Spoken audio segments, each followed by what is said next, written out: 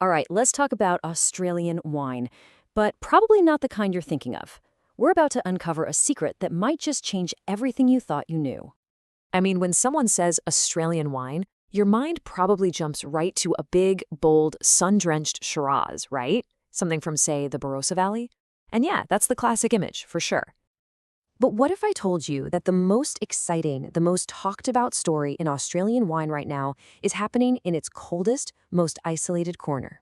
Seriously, get ready to meet Tasmania. Okay, so let's dive in. Just what is it about this little island that's making such huge waves in the wine world? It's a real surprise. Well, the difference is just night and day. You've got mainland Australia with its hot continental climate that gives us those really robust, powerful wines we know so well. And then you have Tasmania. It's cool, it's maritime, and its wines are all about elegance and freshness. It's the ultimate rising star taking on the traditional powerhouse. So, what's the magic formula? How does this place create such a unique flavor? Well, like with all great wines, it really boils down to one single, all-important word: terroir. And if you're not familiar, terroir is basically everything about a place. The climate, the soil, the hills, the valleys that gives a wine its specific personality. It's like a fingerprint. And Tasmania's fingerprint, it's totally one of a kind. Okay, let's break down these secret ingredients. First, you've got the super cold Southern Ocean keeping everything cool. But, and this is key, Tasmania also gets these really long, sunny days during the summer. So the grapes get to ripen super slowly, very gently. They build up all these amazing, complex flavors without losing their natural acidity. Throw in some incredibly diverse soils, everything from ancient volcanic to riverbed soils, and bam, you get that signature Tasmanian style, just pure, clean flavors with this incredible, zesty backbone. And get this, the island isn't just one big climate, no way. It's this amazing patchwork of different little pockets.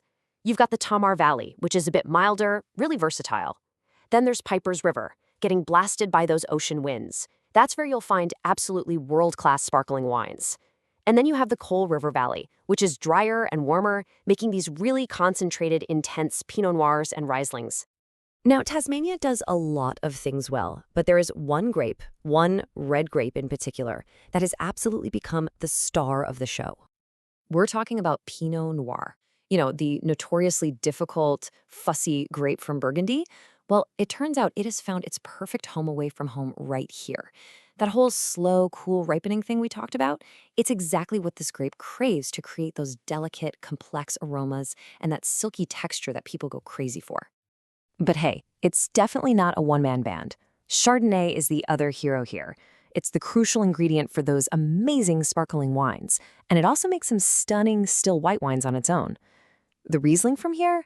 It's just electric. So much energy, and it can age for years.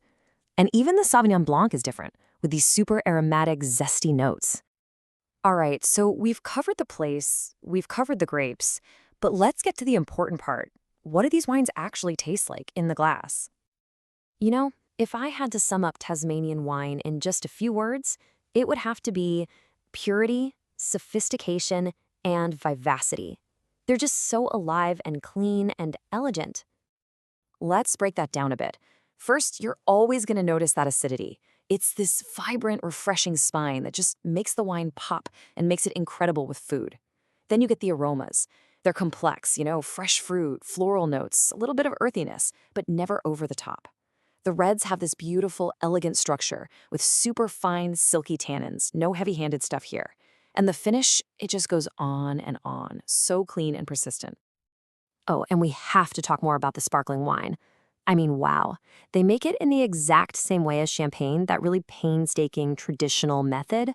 And that signature Tasmanian acidity is the secret weapon. It gives these bubbles an energy and a complexity that is just off the charts.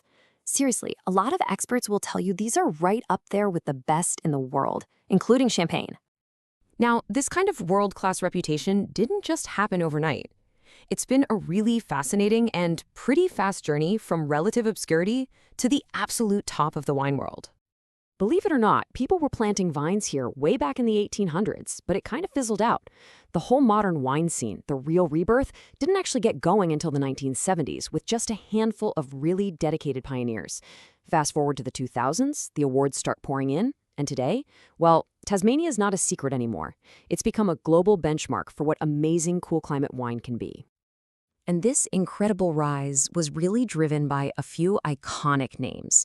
You've got producers like House of Araz and Jean's, absolute titans when it comes to sparkling wine.